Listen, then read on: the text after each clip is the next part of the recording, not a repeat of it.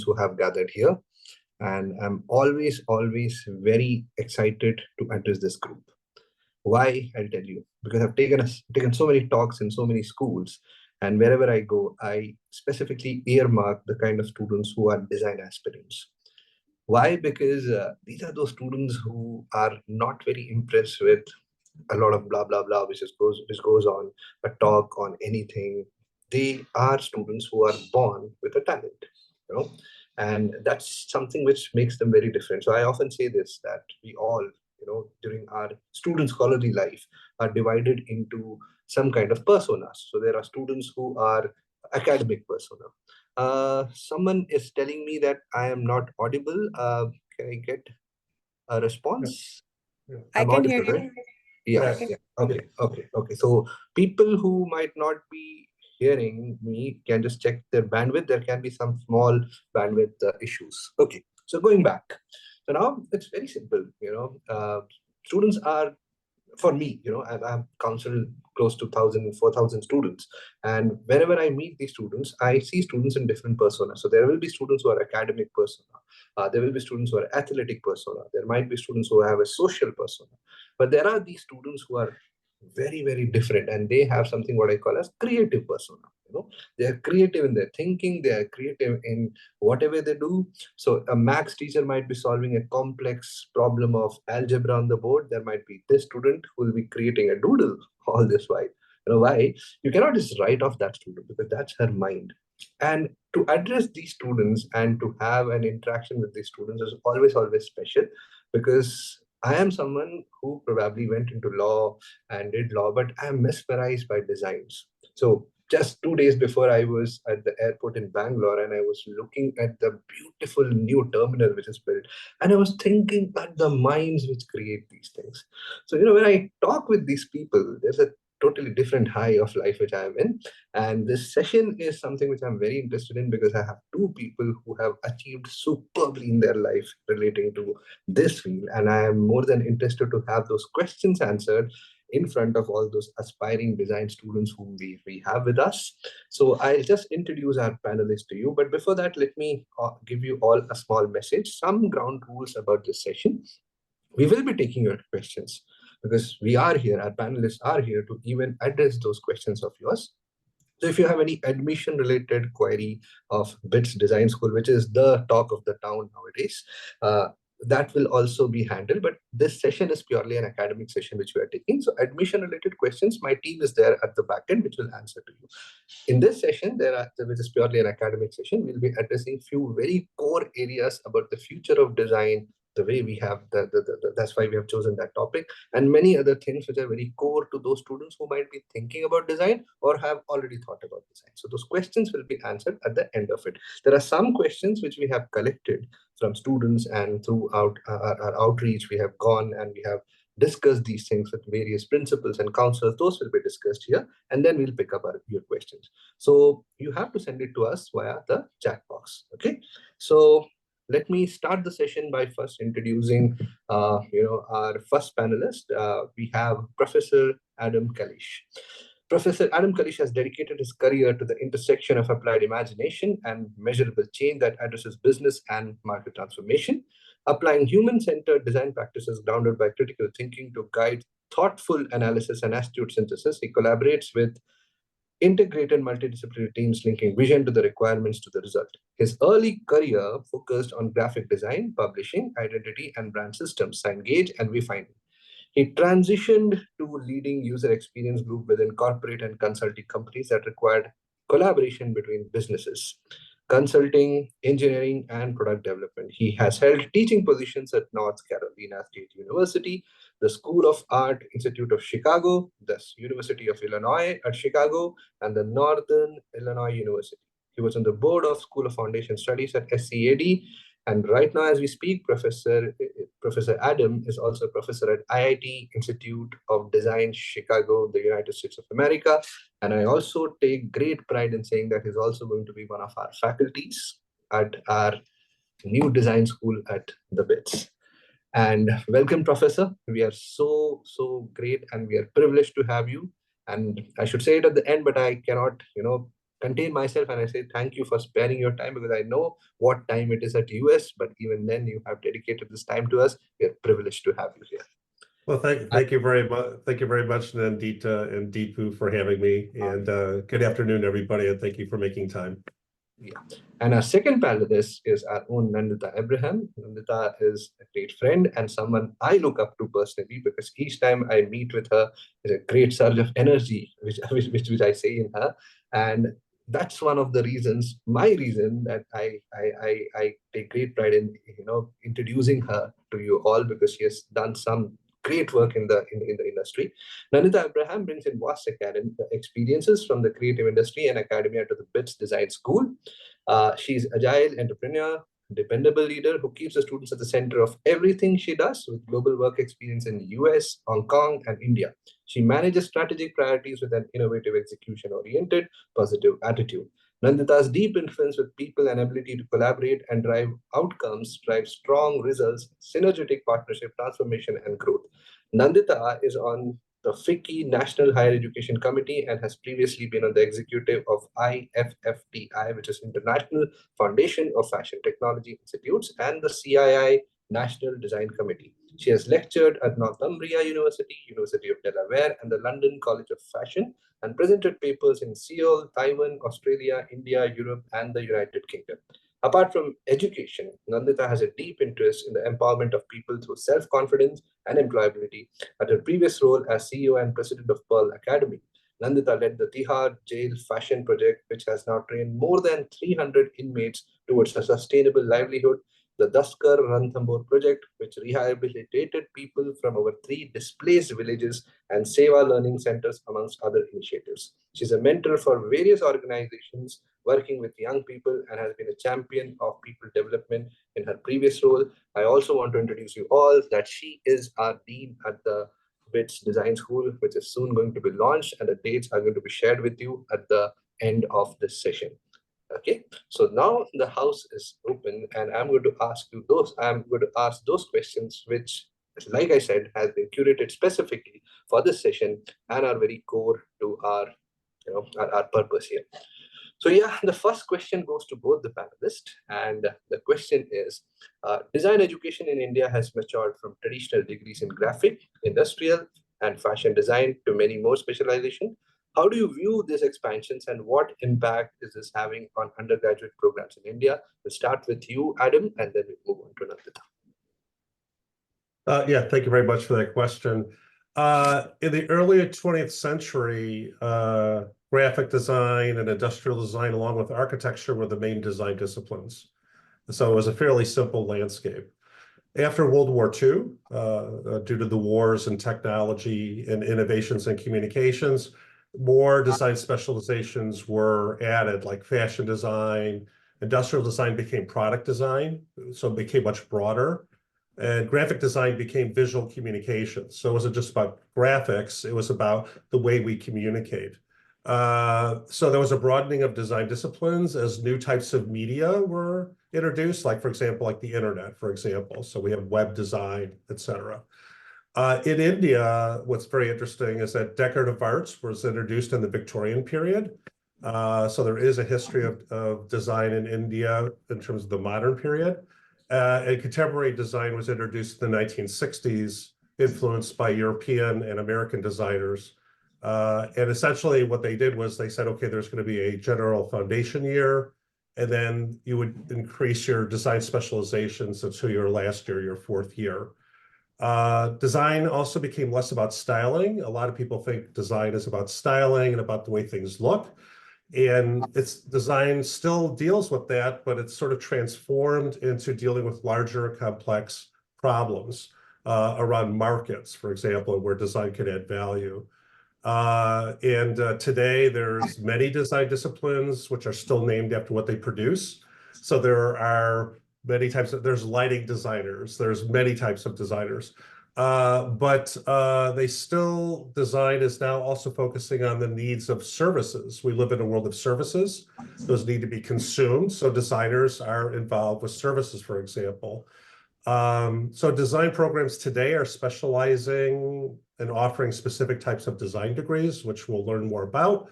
or are offering combined paths for greater flexibility because we live in a world where you have to adapt over time. And so I would say that design education right now, today in 2024, are divided into what I would call 4-year degree programs, like what BITS Design is doing. And then there's what I call accelerated non-degree design certifications, which there are many, many, many in India. Over to you, Nandita. Yeah, super. Thank you, Adam. And yes, I know that you're quite an expert in India. For those of you who don't know, Adam came and taught at NID. How many years ago was that, or is that a secret? No, yeah, it wasn't in the 18th century. It was 1990. All right, Yeah. super. Yeah. So, and looking forward to have you back. Okay. So, in terms of specializations, what just to add on to what Adam has said, we can see that many colleges are offering more narrow and narrow and narrow specializations. This is good for those people who just want to do something narrow. But the world of design is really changing, and we're seeing that even as suppose you want to do interiors, but it's not just the furniture that you put in the interiors, it's the entire experience of going, say, into a hotel or even a hospital. So I think it's becoming less important to be so narrow and specialized. It's becoming more important to understand as a designer what happens in various fields of design. It's becoming important to understand what is the new technology, how can I use AI in design. It's becoming important to understand how can my design help grow my company. If you're a designer for, say, for Samsung or for Whirlpool, it's not just enough to make that product. It's about saying that, okay, what can I create that's going to help Samsung grow? And how can I be part of the strategy of growth of the company? So yes, specializations are great, but I think it's important to know that you have enough of opportunity to work and learn across disciplines or across specializations, because the careers that young people are going to have 4 years later, that's what we're preparing you for, are going to be more integrated, more multidisciplinary. And I don't believe personally that that very, very sharp, narrow focus is the only way to go ahead. Yeah, Deepu? Very true, very true, very true. And in fact, I would want even the common man to understand that how much thought is given behind every small design, be it a phone, be it a pack of biscuits that they buy. Everything is with the human mind and the creativity, right? That how it looks at the very first go. Great. So the next question is to Professor Adam, and the question is: human-centered design is the core of contemporary design practice. What is it, and how does it impact design practice and the outcomes? Thank you, Deepu. Human-centered design is about putting people who are living a problem in the center of all of our efforts. That's the main emphasis of human-centered design. It seeks to understand specific people or groups, their wants and needs, and how they channel their motivations to increase their potential, their human potential. And we accomplish it through directly collaborating with them and other stakeholders that impact the problem, to explore and ideate purpose and meaning and relationships between people, the environments they exist within, the objects that they interact with, the messages that they consume, and systems that they consume. And the goal is to enhance people's agency or sense of self-empowerment. I think that's very, very important. ACD did start in the 1940s as human factors. So human factors is about standardizing the human body in a range of three-dimensional objects like buildings and automobiles and many household objects. So a lot of things that you use every day uses human factors. In the 1960s, because of a lot of societal challenges, sociology, psychology, and other social sciences were integrated with design. And the purpose was to connect the way people think in terms of their values, beliefs, and behaviors, which could influence the design of objects and communications. So we can't design in abstraction. We actually have to learn how people live and then help improve how they live.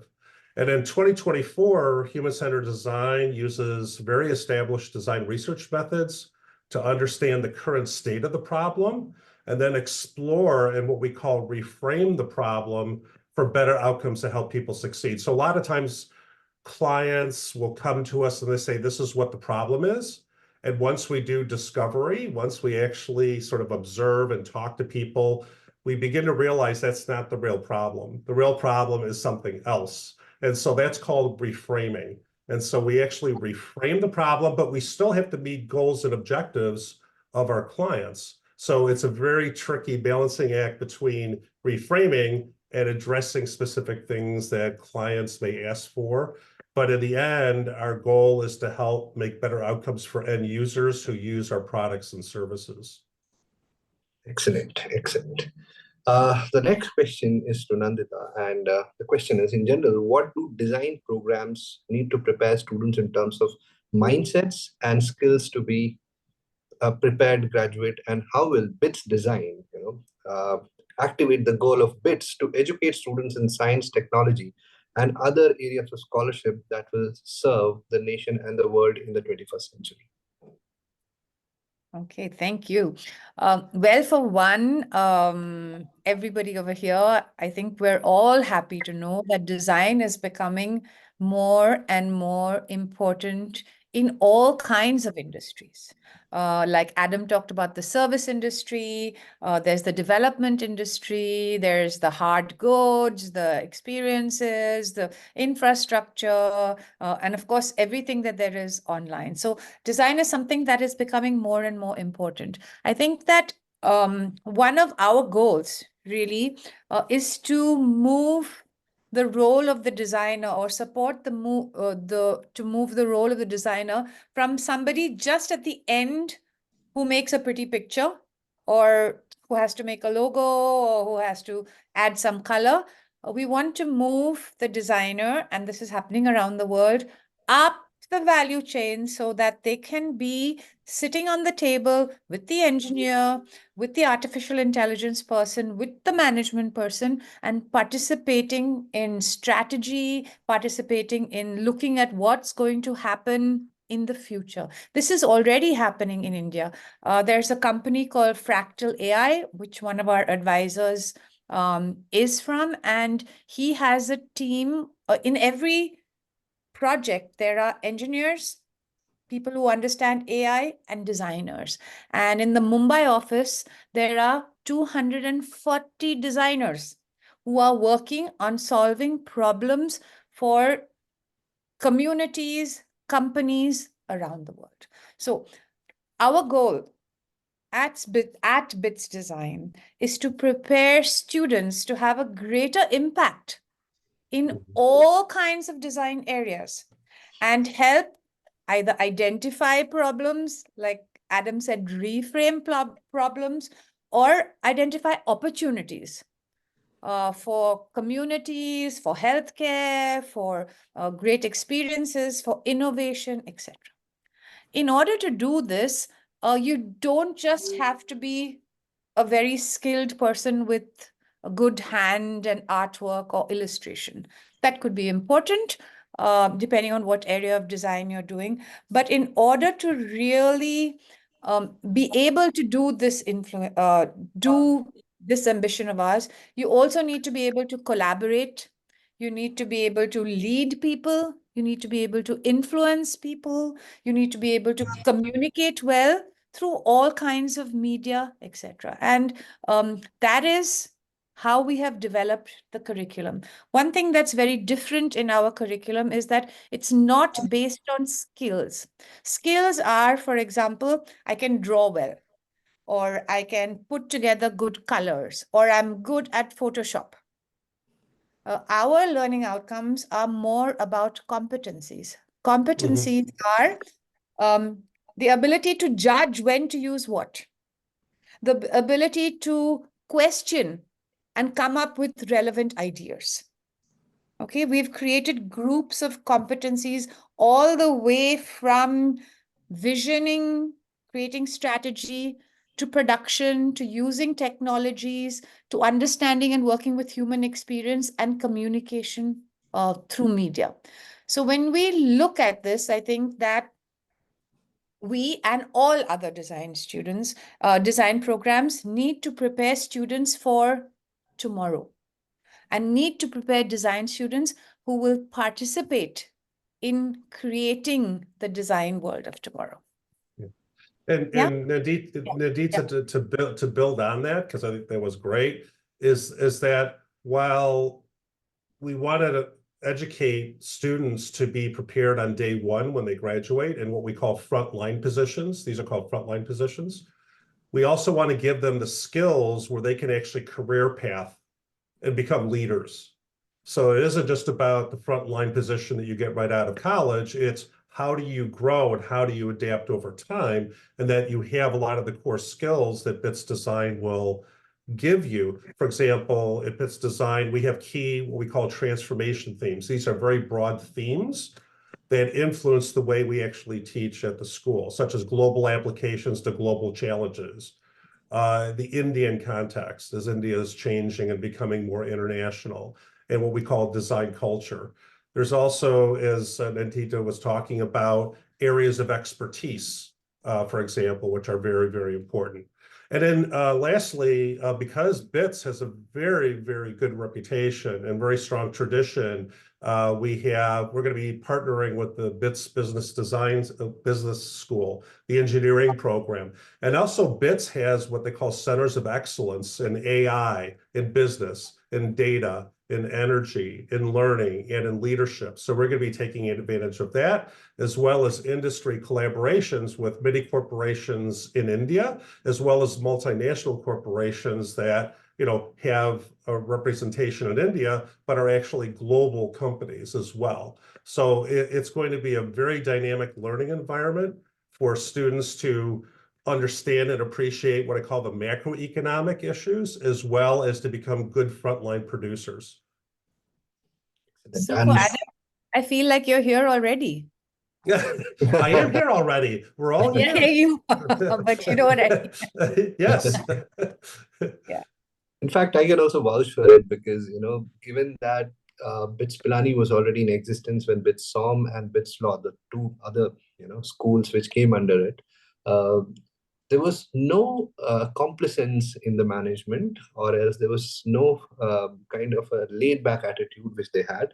The best thing about them is BITS Pilani as an institution, given that the IITs were already there in India, and yet the way they made their foray, and they just became one of the top choice for engineering students. They are also turning out the same thing in BITSOM, which is School of Management. There are 99 percentile students who are getting into BITSOM. They're coming out with flying colors, great placements. The same is happening with law school, though we are just 1 year old. But even then, there are students who have scored 99 percentile in LSAT are taking admissions there. Why it happened is the way we are creating BITS Design also. That's the same philosophy behind it. The philosophy remains very same, that we have to get good students to create great campus with great faculties. And I'm in conversation with two of them, and I'm really enjoying the way things are turning out. Okay, so my next question is to both of you again, both the panelists. How does BITS Design nurture curiosity and creativity to entering students who may not have been exposed to these concepts in high school? How will the students master talent in these areas at BITS Design and be marketable after graduation? This clearly points out to what after once they graduate, which is mainly one of those questions which every parent has. Super. So Deepu, firstly, I think that all design students are curious. All design students are creative. A design student really is somebody who wants to always ask why or why not. They're not going to listen to necessarily what the teacher says or what their parents say. And that's what makes it exciting. So at the BITS Design School, there is no. You have to keep asking why and why not. You have to keep exploring new ideas. I think that it takes a lot of courage to be a design student. And it's with that courage when we'll build the creative confidence of the student to develop their own point of view. So it's also about understanding who am I and what do I want to do in the world. It's much easier to be an accountant because like you can just write your answers on a paper or on the laptop and submit it in. But in design, you have to keep asking questions, and the entire design classroom, the faculty members, everybody is there to nurture that curiosity or creativity. So I don't think there's any worry about that. In terms of employability, which is the second thing that you said, BITS has a really strong history in employability. The placement team has reached out also. There's a very long list of companies that employ from BITS already. There's a huge list of alumni who are working in all the companies that there are in India who are also reaching out. So there is a lot of industry that's already reaching out to us, and of course the Aditya Birla Group also. And the intention is that very systematically from the first semester onwards, there will be live industry in the classroom, doing smaller projects and then major projects. There is an internship every year. The first one is more like a guided project because students are young. But after that, there is so the first internship can be done either with a government or with an NGO, and that's a little more guided. But after that, there are industry internships, and for those who want to be entrepreneurs, there's a startup internship and an opportunity to incubate at our incubation center in Mumbai, or also participate or collaborate with students from BITS who are doing their design projects. Another very special thing that's a part of the curriculum is something called the Professional Development Program or Plan. So at the beginning and end of every semester, there's a meeting with the advisor to talk about where do you want to be? Who do you want to be? And therefore, what strength of yours you need to build more, and what are the areas that you may have gaps or weaknesses that you need further exposure to. So that's a lot of individual attention. And from the second year onwards, every student has an industry mentor who will also guide them on the same. So I'm not worried, and I don't think anybody over here should be worried about getting a job. A job is just a minimum basic requirement. It's about identifying who you want to be in the world and how you want to get that dream job. Right. Or build that dream company that you want Yeah. to found. Yeah. Adam, you want to add something? Well, no, I think you said it very eloquently, Nandita. I would just add that BITS Design wants to connect curiosity and creativity. They're important, but we also have to connect it with what we call ingenuity. It's very important, which is about making something real and innovative that creates new types of value for people and markets. That's very, very important. So it's not just about creativity and production. It's about actually reframing the problem. And Nandita said it very eloquently. It's about asking key questions.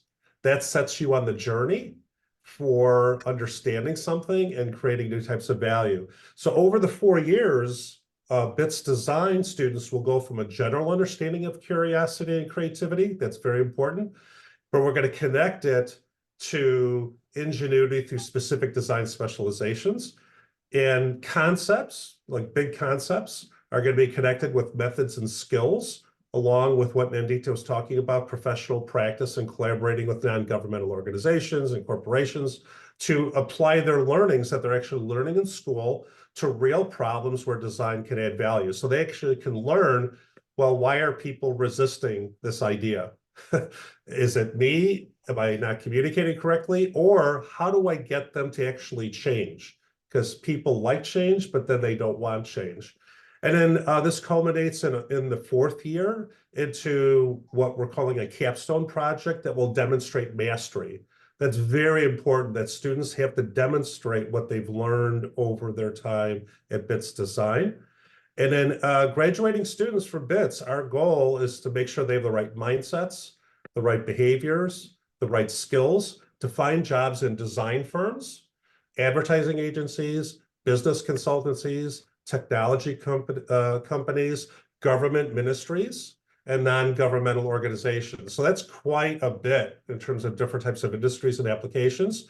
So we're providing the resiliency for them to become productive entrepreneurs, to be job creators, and to actually impact at a hyper-local level, at a state level in India, for example, at a national level, and at an international level.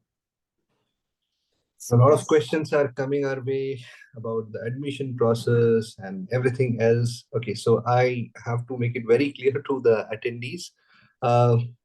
We are a new design school. We have been a new law school. We have been a new business school. But the idea was always one thing, due to which I and the likes of me are working with the admissions department of BITS, which is they have been number crazy. They never run behind numbers. There's one thing which they are very passionate about, and that is quality of students, because they believe in one thing, that take students who have a drive in them, who have butterflies in their stomach, to be aligned to what they are choosing, be it business administration.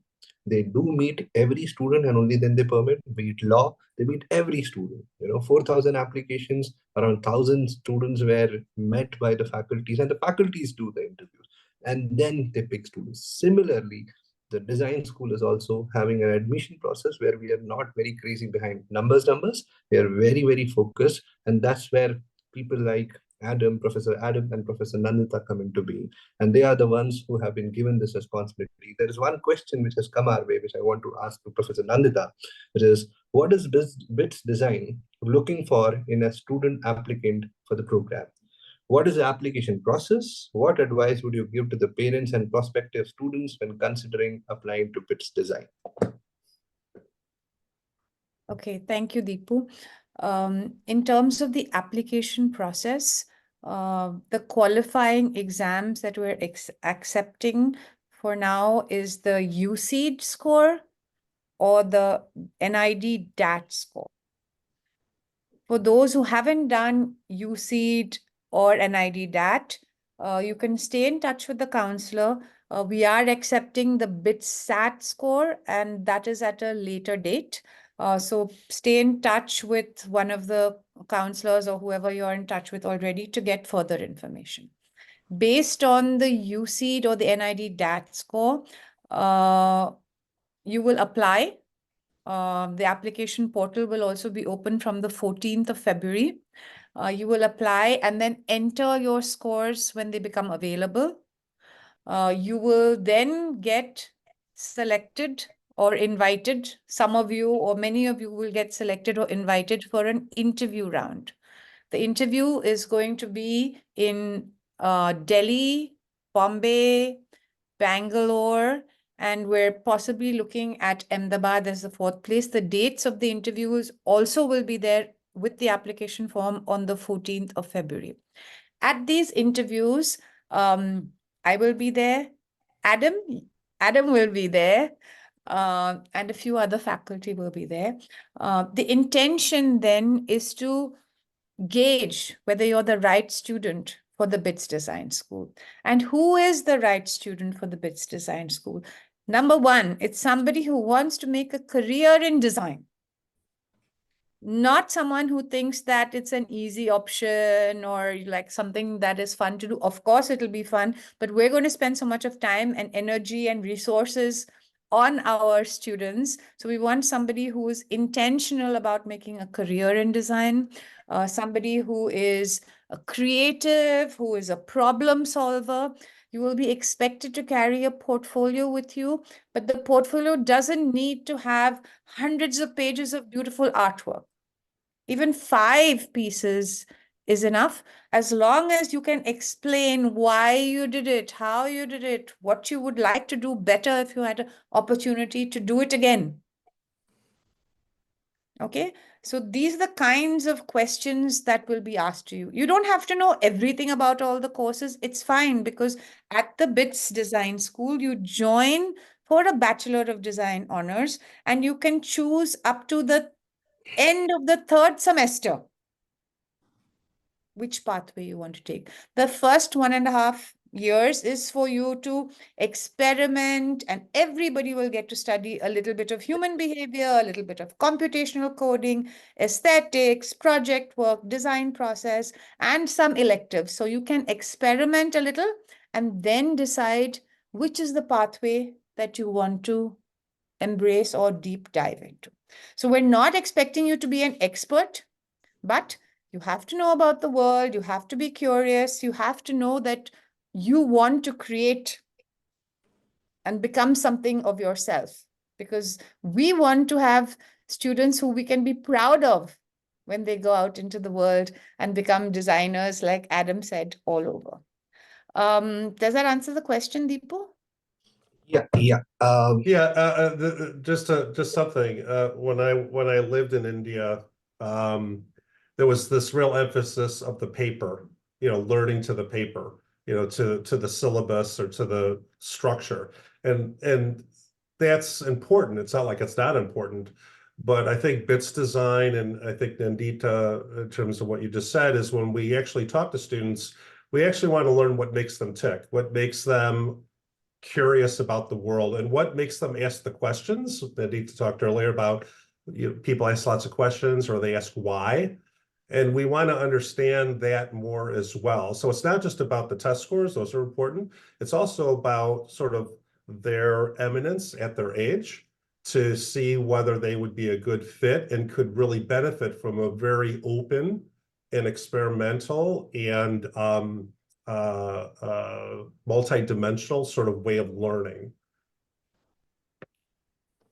Great. So now we have some questions from our audiences also, which I'll start with the first question, which is something which is very important to specifically students in India.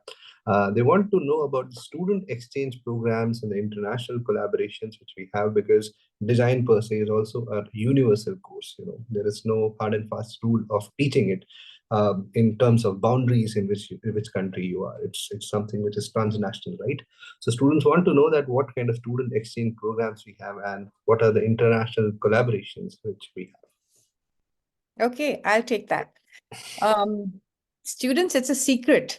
You'll know on the website on the 14th, but when we launch on the 14th, there will be 2 international partners on the website in the top 20 in the world. In fact, one is in the top 6 or 7 in the world also. And by, say, May or June, there'll be another 3 also very good colleges internationally where there will be opportunities for students. So the opportunities for students are twofold. Or we have 2 international opportunities as a minimum for every student. One is either a summer abroad or a semester abroad, and all students may not take this up because in many cases, of course, there will be the cost of flight and stay, and in some cases there may be an additional cost.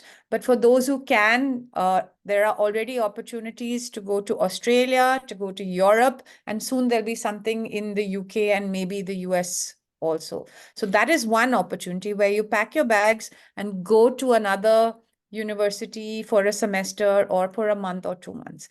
The other opportunity is what we're calling an international collaborative project. Every student will participate in an international project where students from India or from your class and students from another university around the world will work together on a project together. This may involve visits. It may not involve visits. It could be something that is virtual, but there will be international faculty and students in this project with them. Apart from that, I won't call Adam international because I think he'll be Indian by then. But there will be a lot of international experts who are coming in to work with students as faculty. There's a very amazing team of people that are coming in on September 20th and 21st. You can again have a look at them on our website. They are our advisory board who have been working very closely with us. And two experts from there have said that they want to spend time with the students, either to do like a 2-day project or a boot camp or something like that. Deepu, can I share who they are? Yeah, I don't think, yeah. All Then right. we can keep some of the info for the 14th, but yes. All right, okay. So students can take down these names and look them up in case you don't know them. So one expert is somebody called Don Norman. He's on our advisory board and he's coming in on the, again, 20th, 21st, around that in September. And he said he will work with the students. I want to say that Don is like is he like the father of interaction design? Adam, what would you say? Yeah, he through his company, yes, definitely he played a huge part in what they call interaction design. Absolutely. So, and he's written a lot of interesting books, and even I get so excited when we have our discussions. So I think that'll be really exciting. And the other person also on our advisory board, who's coming down at the same time, is a very interesting gentleman called John Takara. That is John, John, THAC, no, THAKARA. I think that's what his spelling, the spelling of his name is. You must look him up. He's a fellow at the Royal College of Art, and he's done very, very interesting projects. He wants to do a 1-week project with our students every year, but for this first time, and because you will all be new, I think we're looking at maybe 2 days or 3 days, and we'll work out something exciting. So there'll be a lot of international opportunities, exposure in campus, off campus. You don't have to worry about that. Yeah. Great. Now, there is a question on scholarships as well. I want to tell the audience here that the Birla Institute of Technology and Science, BITS Pilani, is founded or run by a management which also gives one of the most reputed scholarships in India called as the Aditya Birla Scholarship. The Aditya Birla Scholarship is something for which students of IIT, students of IIM, the National Law School students, all of them every year, compete for. And the best students get those scholarships. And those are the people who run these organizations, these institutions. And you won't believe it, most of the brilliant students or the scholars in these institutions are studying on scholarship. So Nandita, they also want to hear from you. What are the scholarship opportunities which are available to our students in design? Okay. So, and I think I saw people asking again and again when and where this information will be available. So the website is going to be made public on the 14th. And can we say that we'll send an email to everybody with the link? Yes, all the attendees of this session will receive an invite proper for that webinar on 14th, where we are going to disclose all these details, and which is happening on 14th. Can we send them a link to the website? Yes. We will send the link also. We'll send you a link to the website. On that website will be the details for admission and also about the application form and also about scholarships. Our scholarship committee, which met last week, we have decided 2 large scholarships as of now. One is purely merit based and one is merit cum means. So, which means that you have a good score and you also display the need for money to pay the tuition fee. I think what we very clearly said, and the Chancellor has reiterated, is that a good student will get admission. Yeah, so the philosophy of admissions team as well as the management is that we have 3 kinds of scholarship. In fact, merit cum means where if you are not able to afford, you just need to give us your income documents and we will give you scholarship. Academic scholarship where your income doesn't matter. Even if you are rich, but you are academically oriented, very good, a scholar, So we will give you scholarship. And then there is a separate kind of a scholarship, which are called as endowment scholarship, which are given to the best students throughout our process and who have shown great promise. So there we have even 100% scholarship also. All this information will be, shared with you on the 14th. So don't worry about these things. If you are a good student, we are not going to leave you. That is for sure. And that's how BITS Pilani is made, and that's how all other institutions are also coming up. Now, there is one question which a student has asked, and this is on the UGC recognition, etc. I just want to add something before Nandita can elaborate on the same. BITS Pilani, our university, is an institution of eminence. It is one of those rare universities, private universities from India, which was given the title. So, institution of eminence are like the Ivy Leagues in US, the creme de la creme, and the best students study there. They have a selection process which is transparent. So we are one of the institution of eminence, which makes us and gives us a lot of privilege. So 100% UGC is something which we have, right? The UGC recognition, etc. But here, the parent wants us to elaborate on the status of recognition by UGC and other technical authorities regarding Bachelor of Design course at BITS Design. Sure. So I think that Deepu has already mentioned about us being an Institute of Eminence. The degree is a BITS Pilani degree. BITS Pilani is in its 60th year. I don't think there's any doubt about its recognition. As part of being a new design school, we have submitted and it has been agreed. So we've submitted all details both to AICT and to UGC. And that is all that we are required to do, because as an Institute of Eminence, the Board of Governors and the Senate are the final authority on what BITS Pilani does. So both UGC and AICT have received and accepted all information about these courses. Yeah. And as I've also worked with the law school and I've also worked with the legal team, I'm a lawyer by profession. I can tell you they will not move even a paper unless and until it is not legal. That's how the management of this team is. They are very, very conscious about every move of theirs. So even when it comes to, small things which we at admissions are also doing, we do seek legal advice and only then move. So be rest assured there is nothing that this university is going to do, which is not there on paper or has not been approved. And as I said, being an institution of eminence, we are one of those stars which UGC, wherever it boasts that, okay, these are the institution of eminence, right? So don't worry about it.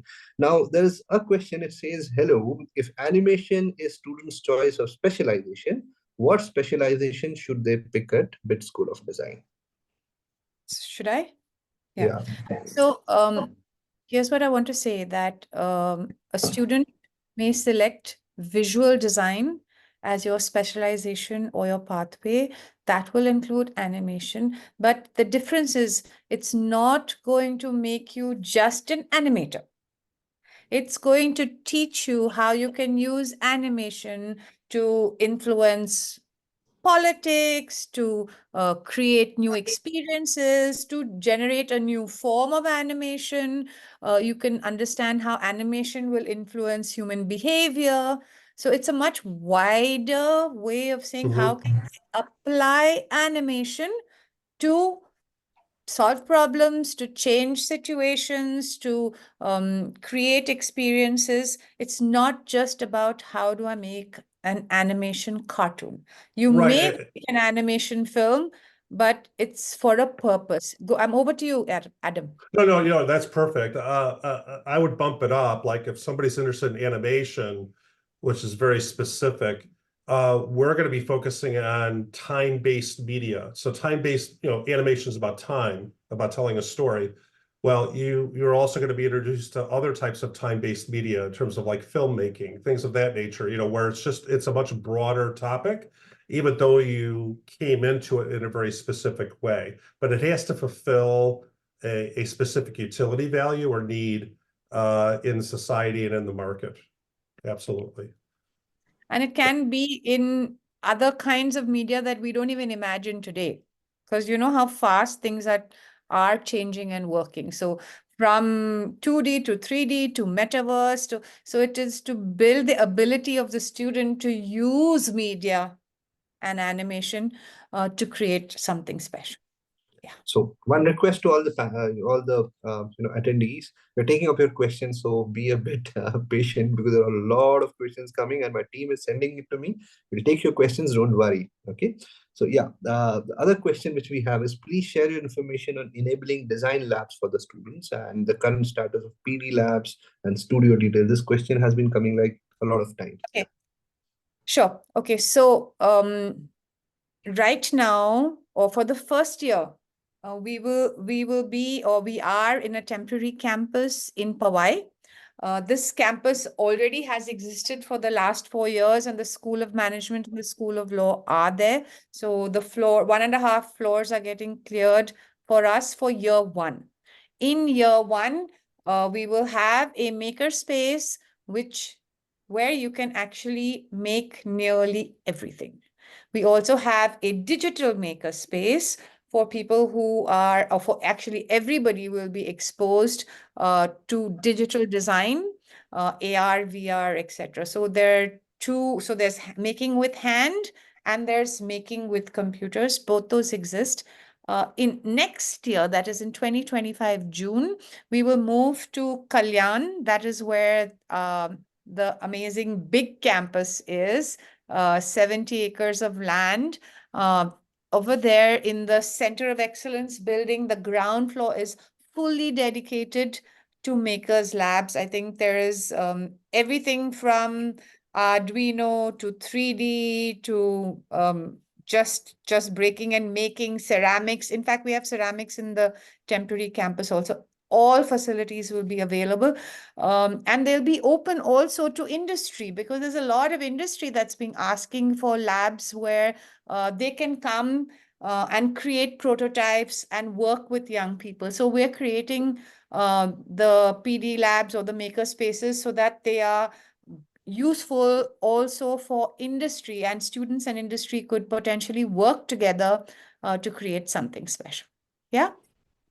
Great, great, great. Now, there is one question which a parent has asked to both the panelists, and it is: what will be the 4-year structure of BITS design, and what will be the degree offering? Should I? And then Adam can take over. Yeah, And Adam has been a very special part of our curriculum committee also, and very active and brings in like knowledge, I think really great knowledge, especially on the technology interaction experience side of it. Okay.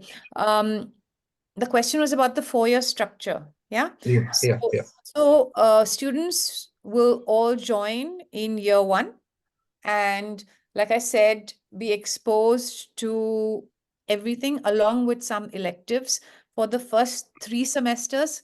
They will have then also time with their mentors, and they will be guided to select a pathway. And that pathway or specialization is what will take them to the end of the course. The degree is a Bachelor of Design honors degree.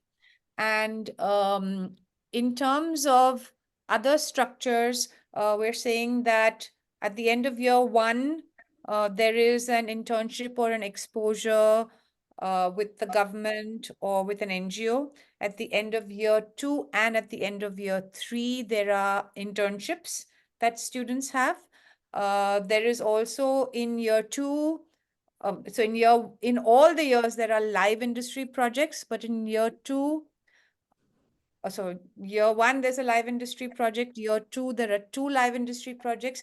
And in year three, there is, like I said, the international project where you can go out to a partner university wherever you are. And the final semester is the capstone, which is, I think, standard.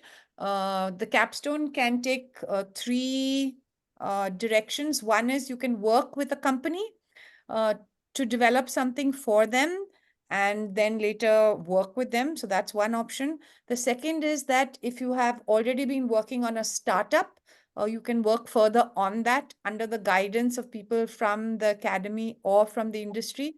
And the third is you could even go further in research in case you want to do your master's if academics is something that you want to take ahead, you could choose a capstone project which is more grounded in research and will take you ahead. Adam, is there anything else you wanted to add to that? No, you went into a lot of the detail. All I would say is just to reinforce that everybody comes in together, they all learn together. Okay, you learn the general principles. And then what'll happen is in year 2, you'll start to make decisions under guidance in terms of areas that you're interested in. Year 3, you'll go deeper. And then year 4 is really you have to show your eminence. So you actually are going to actually have a capstone project where you actually show that you have what you've learned at BITS Design and that you're ready for graduation. You're ready to contribute. Great. Some of the parents are asking, is it a fully residential campus? 100% it's a residential campus.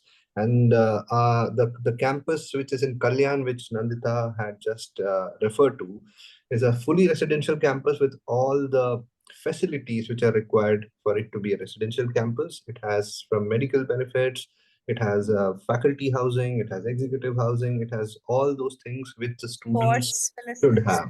Sports, exceptional. In fact, you can go and search for Bitsom permanent campus, and you can see a video. It has been designed by Hafiz Contractor. Let me tell you that. Again, one of the ace designers from India. He has designed it, and he has taken into consideration everything. And in fact, with pleasure, I tell each one of you that our School of Management has already shifted there.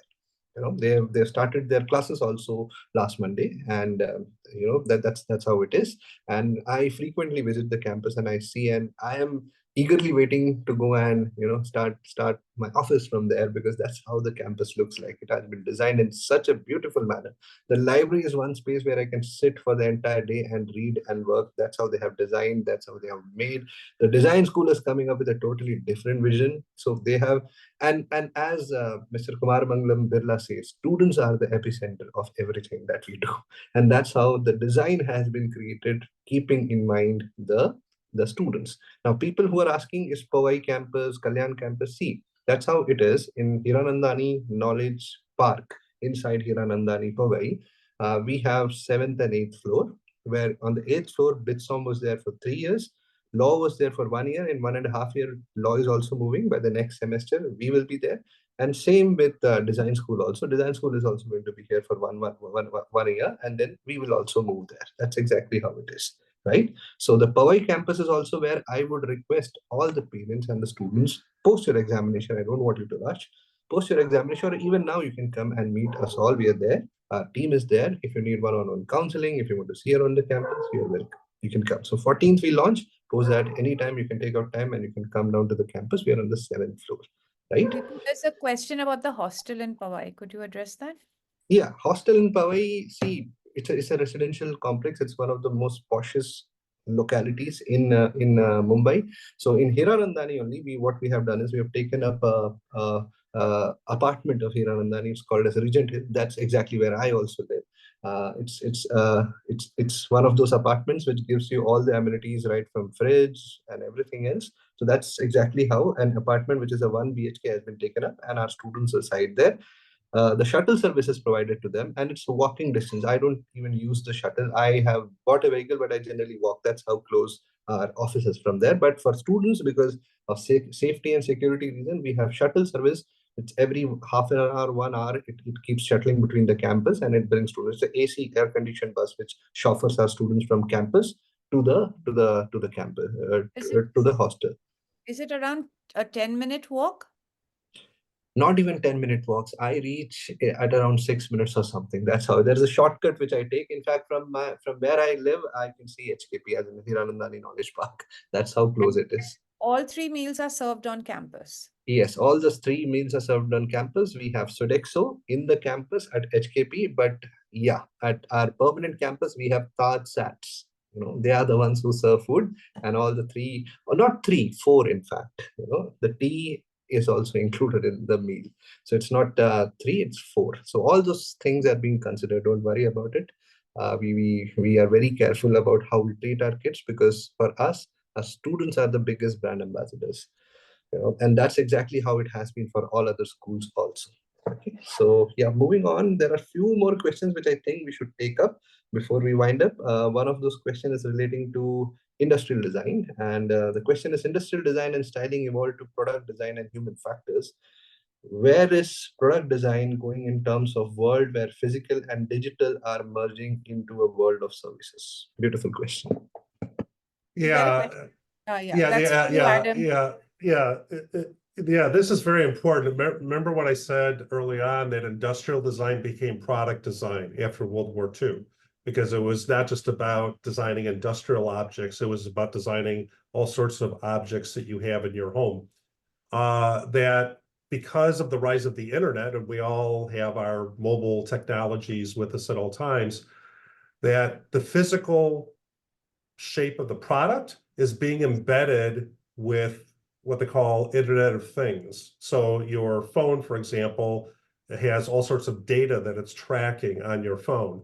So where physical and digital come together is where product design is going. So it's not just about the way something looks or feels, it's about the value that it provides you.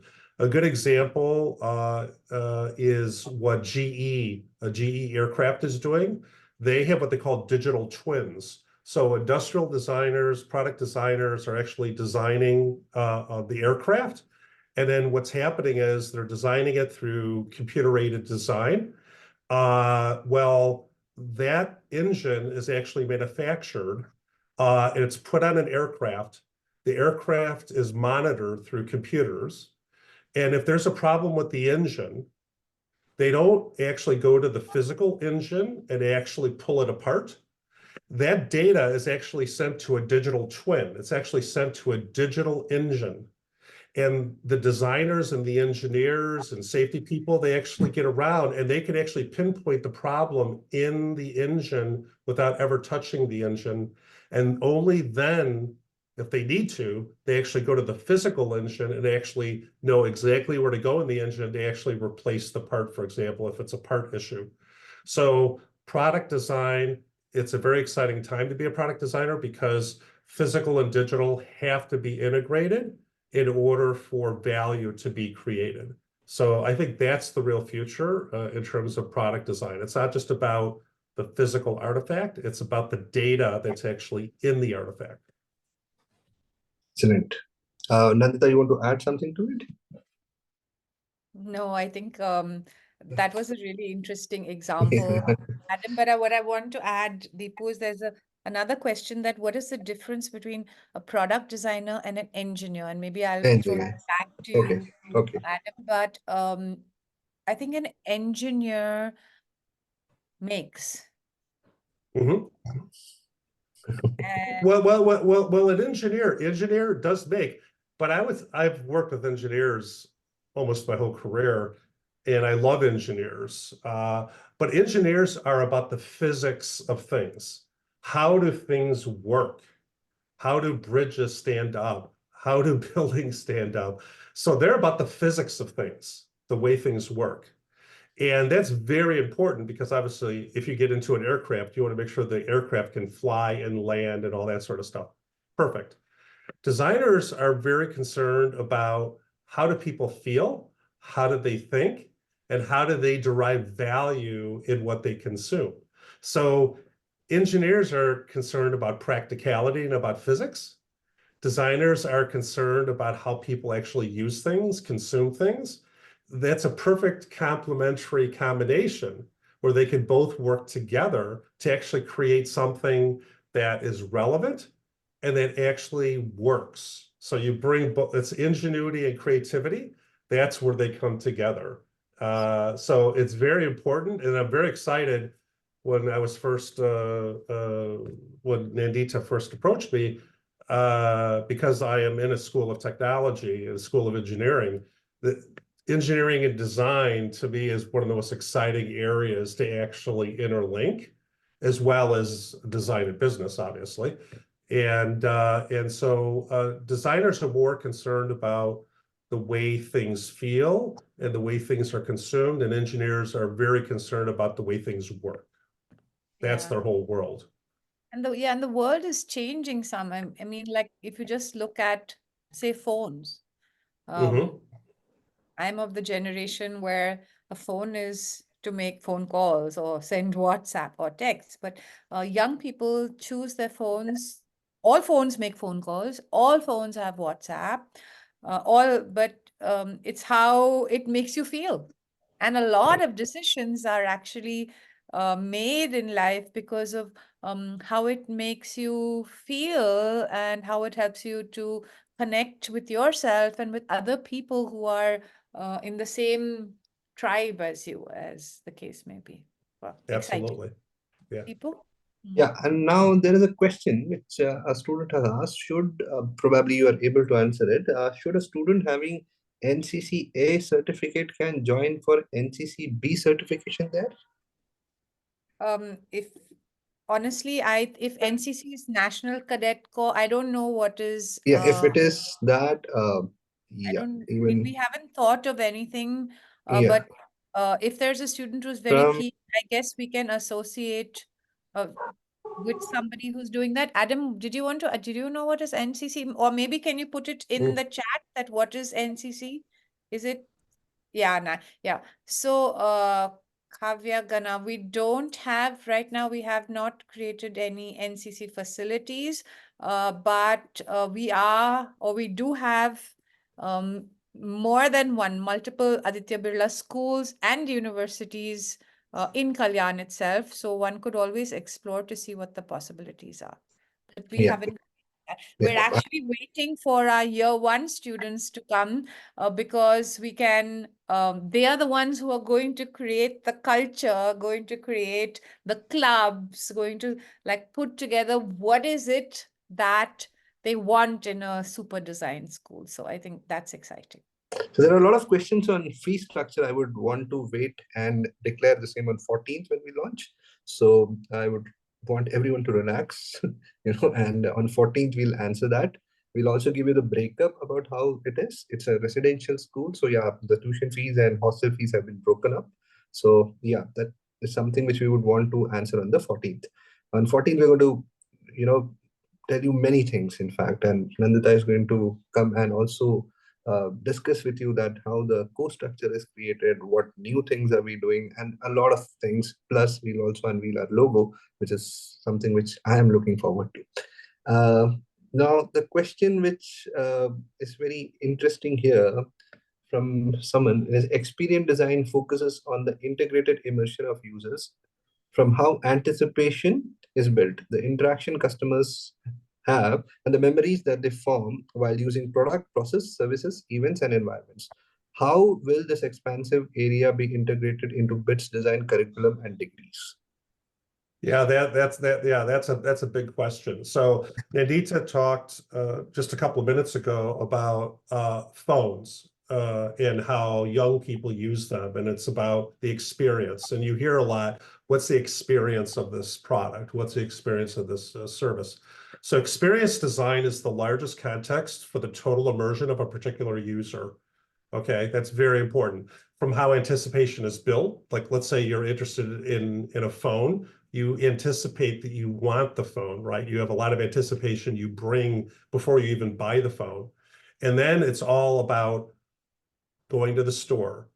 The store tells you about the phone. So it's the whole experience of being sold the phone. And then it's about setting up the phone. Then it's about using the phone. It's about then downloading applications to your phone, right? Because you're going to use all these applications on your phone. It's about repairing your phone if the phone doesn't work, right? What if the phone gets stolen? What happens then? So there's a whole stream of things that have to be addressed that designers are actually involved with. So experiences are built into products, processes, services, events, environments with a focus on human to computer, which is what most people have a tendency to focus on, the human to the computer, machine to machine interactions, because machines have to talk to machines in the background, right?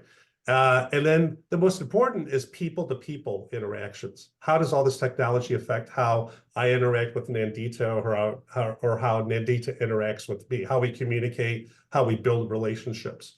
And because BITS has a business management program and an engineering program, BITS Design has collaborations to explore, define, and prototype integrated experiences. So it's not just designers working with designers, as Nandita said, it's designers working with many different types of disciplines to actually come up with a much more holistic solution. And then this goes back to what I talked about earlier in terms of the BITS Design transformation themes, these big ideas that BITS Design is going to embrace. It's going to prepare students to understand the sophistication and the possibilities of delivering physical digital integrations. So it's not just about the object, it's about the services that actually flow through the object. Very important.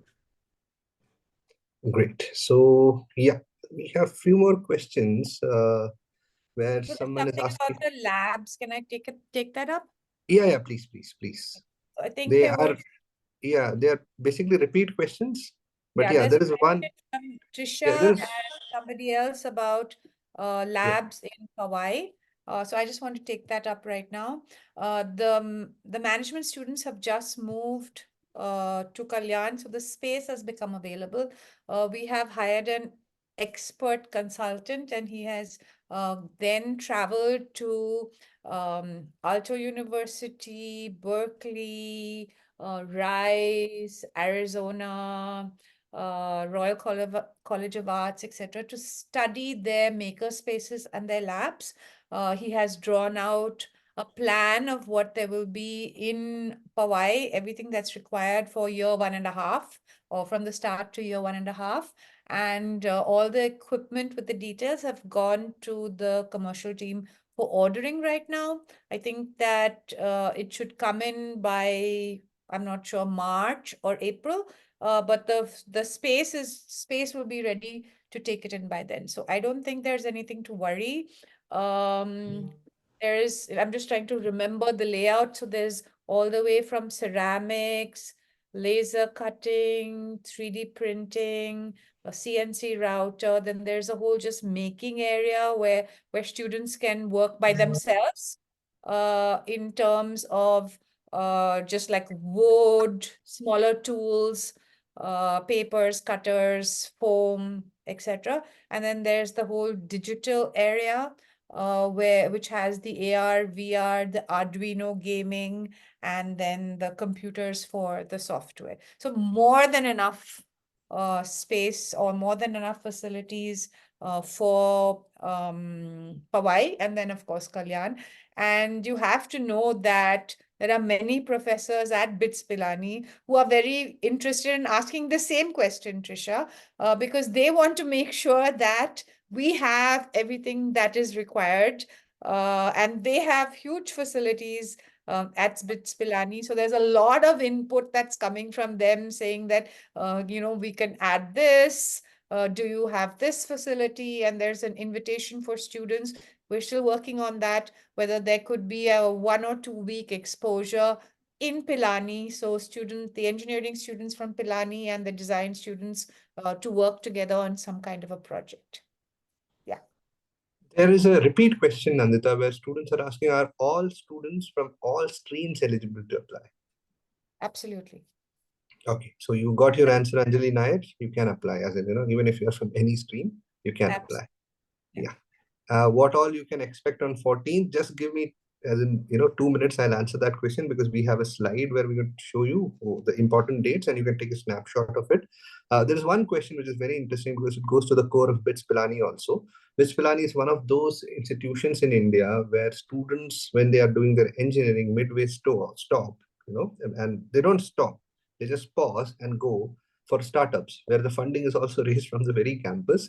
They go and then they come back and they complete their degree. That much flexibility is given to them.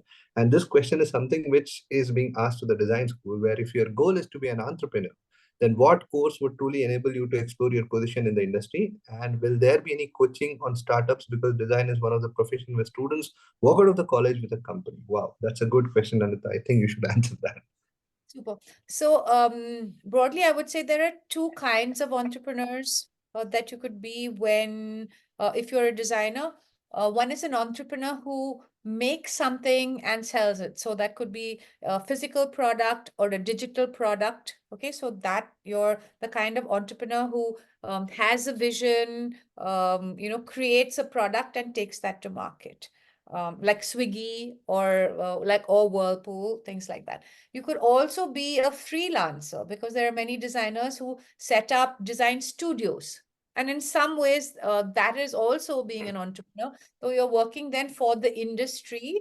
You're not necessarily selling straight out to consumers. Both these will be encouraged and nurtured right from the start. There is entrepreneurship plugged into 3 modules that we have in the BITS Design School.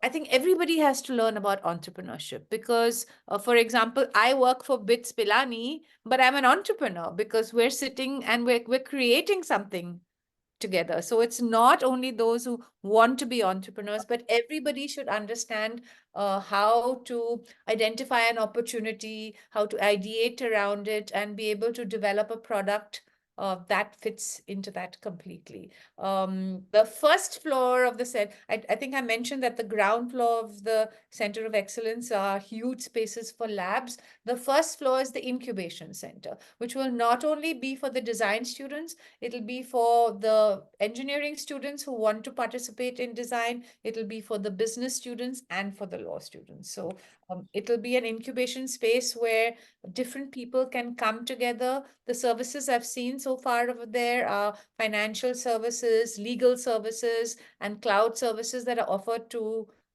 young startups who want to do something. Yeah. Yeah, and just quickly, Nandi, to build upon that is entrepreneurship is about self-starting and adapting. That's really course correcting. That's what entrepreneurs do. And Harvard, one of the best definitions I ever heard was that entrepreneurs are people who are after the relentless pursuit of opportunity without regard to resources. They don't need to have resources to get started. That's how most businesses start, in garages or small little places, and then they grow over time.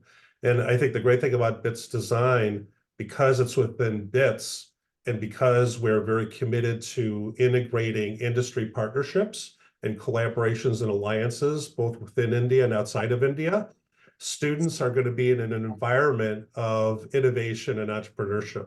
And this will be able to prepare them to be very adaptable when they get out of school.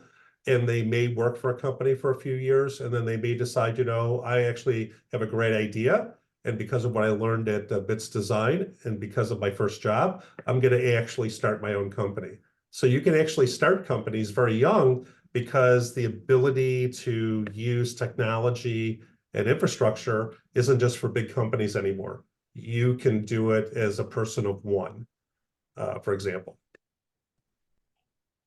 Great. And there are questions. Dr. Srividya Sridharan, she is asking us, for students to visit your campus in Powai and meet the dean, faculty, visit labs, should we take a prior appointment by mail? Okay, on our website, we will have a system called as Calendly, where you have to book through calendar. We'll have time slots where you can book your slot and you can do that. So all this happens after 14th when our website will be launched. You can go there and you can book it. The second question is, are you looking at arranging any workshop short term so that students can come in and experience the environment firsthand? Nandita, that's your question. Yeah, I think that we're inviting you to come in. Right now, we hope that you will all focus on your 12th standard exams. Otherwise, we'll have parents chasing us because we are inviting you to campus at that time. So finish your exams, and the last date of application, I think, is the 30th or 31st of March.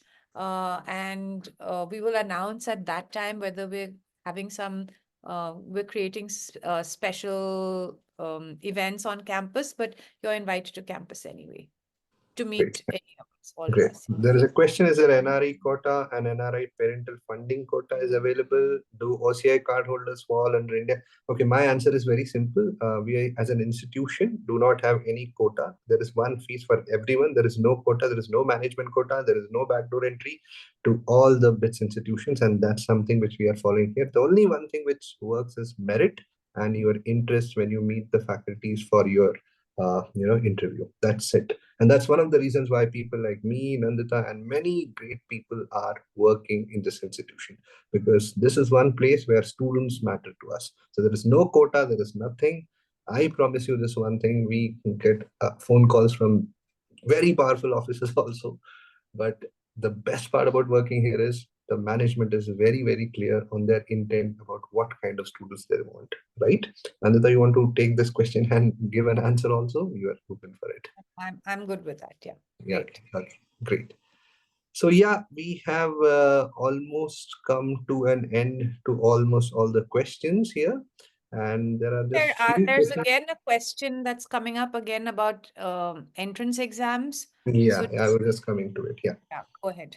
Yeah, so there are questions like, will there be a separate cutoff for UCED and NID DAT bits? For example, 55.4 is the cutoff for UCED. What is the estimate score expectations to get into bits?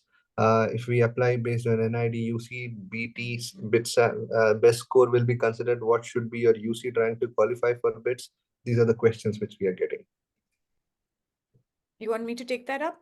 Yeah, please. So in the application form, there's a space for you to enter your scores. Once we have received all the application forms on the 30th of March, we will look at it and some of you will be invited for interviews. As of now, because UC NID are at different levels, we're not declaring one cutoff. Yeah. There's another question that's coming, that will BITS have their own separate entrance exam if we haven't done UCED or NID? Deepu is working on that. I think there's a team of faculty that is working to put something together, but we're not ready to announce that yet, Deepu, am I right? No, we are not yet Just going ready. to I'll tell yeah. you, it's very simple.